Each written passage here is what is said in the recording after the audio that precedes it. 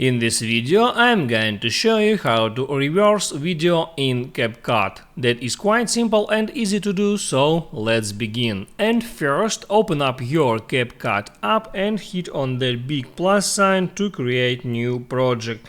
Now there select some video and hit add.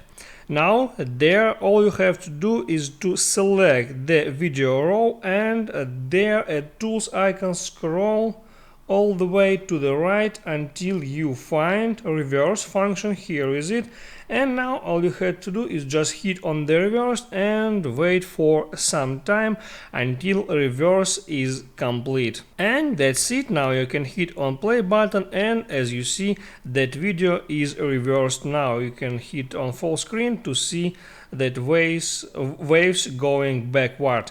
So now you can hit on that button to save that video to your camera roll, and basically that's it. If this video helped you out, don't forget to like and subscribe.